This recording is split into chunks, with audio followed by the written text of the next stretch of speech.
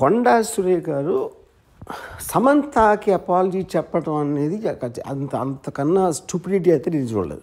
First of all సమంతని ఎక్కడ అవమానించారు?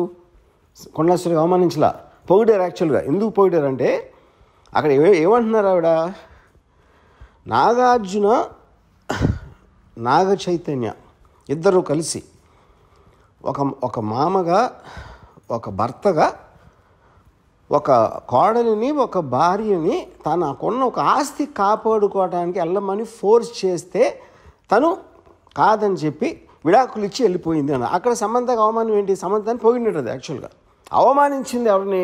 అత్యంత జుగుప్సగా అవమానించింది నాగార్జున చైతన్యాన్ని. అసలు దాని టాపిక్ ఎత్తట్లా, దాని గురించి ఇంతవరకు మాట్లాడలేదు ఎవరు.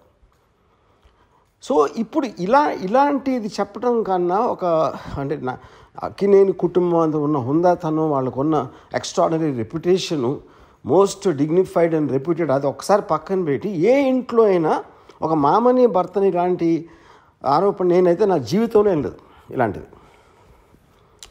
ఇది చాలా సీరియస్గా తీసుకుని నా రిక్వెస్ట్ నాగార్జునకి, చైతన్యకి ఇలా వదిలేయకుండా, మళ్ళీ ఇలాంటివి జరగకుండా ఇండస్ట్రీ అందరి కోసం, ప్రజలందరి కోసం కూడా సీరియస్గా తీసుకుని మర్చిపోలేని గుణపాఠం నేర్పించాలి.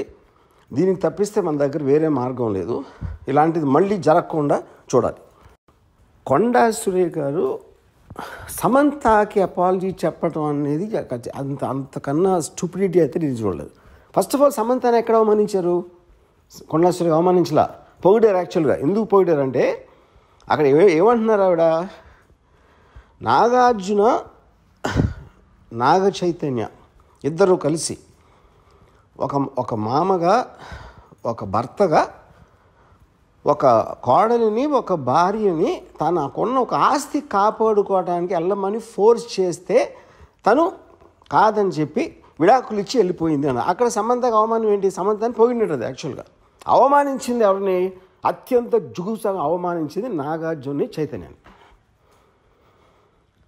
అసలు దాని టాపిక్ ఎత్తట్లా, దాని గురించి ఇంతవరకు మాట్లాడలేదు ఎవరు. సో ఇప్పుడు ఇలాంటిది చెప్పడం కన్నా అంటే అక్కినేని కుటుంబం అంతా ఉన్న హుందాతనం, వాళ్ళకున్న extraordinary reputation, most dignified and reputed, అది ఒకసారి పక్కన పెట్టి ఏ ఇంట్లో అయినా ఒక మామని భర్తని ఇలాంటి ఆరోపణ నేనైతే నా జీవితంలో ఏం లేదు ఇలాంటిది. ఇది చాలా సీరియస్గా తీసుకుని నా రిక్వెస్ట్ నాగార్జునకి, చైతన్యకి ఇలా వదిలేయకుండా, మళ్ళీ ఇలాంటివి జరగకుండా ఇండస్ట్రీ అందరి కోసం, ప్రజలందరి కోసం కూడా సీరియస్గా తీసుకుని మర్చిపోలేని గుణపాఠం నేర్పించాలి. దీనికి తప్పిస్తే మన దగ్గర వేరే మార్గం లేదు. ఇలాంటిది మళ్ళీ జరగకుండా చూడాలి.